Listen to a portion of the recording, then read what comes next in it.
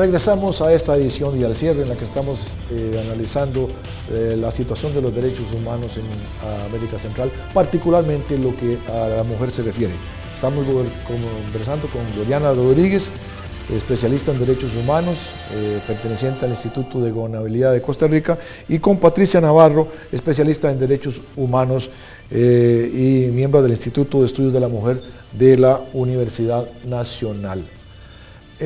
Patricia, bien que mal, hemos tenido una presidenta en Costa Rica, una presidenta en Panamá hace mucho tiempo, una presidenta en Nicaragua hace mucho tiempo, vicepresidenta hoy día en Guatemala, vicepresidenta hoy día en Costa Rica. Algo ha cambiado, ¿no? Bueno, yo diría que no tanto como se quisiera. El hecho de tener esporádicamente una presidenta en relación con el resto de presidentes que ha tenido los demás países, como quien dice, una golondrina no hace verano realmente. Esto es como darle a uno un confite nada más cuando lo que se requiere es una verdadera equidad. No podemos pensar que porque hay espacios abiertos, los espacios realmente se estén abriendo. ¿Verdad? En eso hay que tener muchísima claridad porque podríamos perder la perspectiva de lo que hemos logrado y lo que todavía falta por lograr. Pero en el caso de Costa Rica, por ejemplo, existe una ley que en el plano político establece que una cuota del 40% de integración en las papeletas de candidatos a puestos de elección popular, que no sé si se cumple siempre, pero existe esa ley. La que no se cumple, por cierto, la que no se cumple, pero el problema aquí no es solamente eso. El asunto aquí es que haya que legislar al respecto para que nosotros podamos contar con esa equidad que es un derecho. Ese es el problema, ¿verdad? Ahí está la visión patriarcal de una sociedad, de un planeta que ve a la mujer como, decía la compañera, como una persona, como decía Gloriana, como una persona de segunda categoría. Ese es ahí el problema. Entonces, por eso es que yo hablo de un cambio de conciencia y un cambio de pensamiento. No podemos seguir conformándonos con migajas cuando en realidad necesitamos y requerimos una verdadera equidad para nosotras las mujeres. Gloriana, no, aunque esto sea cierto, que la nota Patricia, no son las más perjudicadas las mujeres de los sectores más bajos que son víctimas de la pobreza y víctimas de lo que usted mencionaba ahora, del narcotráfico y la respuesta institucional que criminaliza esas conductas, que las mujeres de clase media, que algunas pues ya no solo tienen puestos de elección popular, sino que incluso se abren espacios en la empresa privada. Por supuesto, no. Efectivamente, las mujeres de zonas urbanas marginales sufren de una doble marginación y sí es importante reconocer que hay un trasfondo económico y en algunos países como Guatemala también hay un trasfondo étnico que hace que la injusticia contra ellas sea mucho más severa. Ahora, al mismo tiempo, sí es cierto que se debe dar una transformación cultural, que creo que es a lo que venía doña Patricia, porque a pesar de los logros, ¿verdad?, de muchas mujeres de clase media o de clase alta que logran accesar a puestos de poder, la idea es transformar todo el panorama social para que no haya sufrimiento, porque lamentablemente cuando hay violencia intrafamiliar, cuando hay violencia sexual y cuando hay femicidio, lo que ocurre es que hay sufrimiento. Y nosotros no podemos hablar de derechos humanos ni de democracia si se está excluyendo a mitad de la sociedad.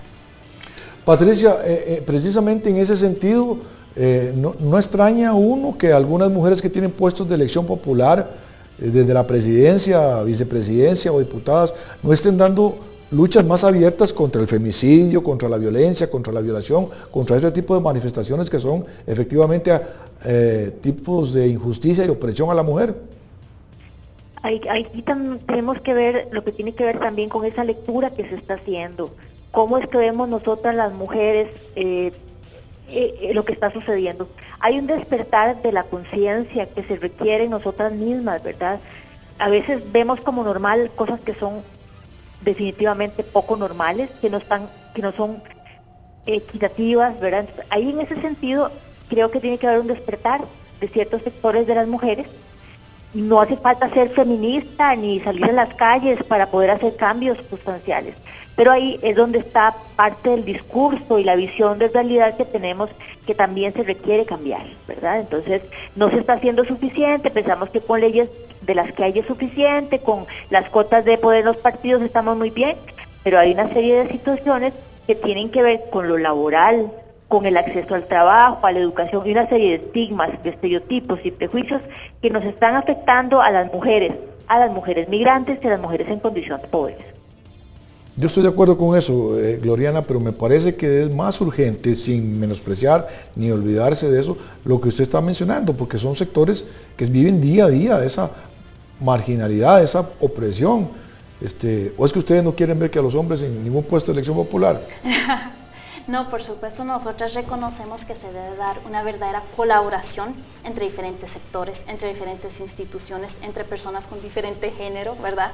Porque al final lo que es la democracia es la inclusión y la participación social y es el bienestar común, es decir, es mediante la solidaridad. Entonces, efectivamente, ese mismo énfasis en la solidaridad, por lo menos a mí en lo personal, hace que yo le dé mayor enfoque a donde hay mayor sufrimiento. Entonces, por ahora, mi prioridad son con las mujeres que han sido víctimas de violencia sexual, víctimas de violencia doméstica y las que están presas en el Buen Pastor por microtráfico. Este es un aspecto muy importante, Patricia, porque tenemos una realidad de sobrepoblación en las cárceles del país, en lo que a hombres se refiere, pero también parece que este fenómeno comienza a afectar a las mujeres.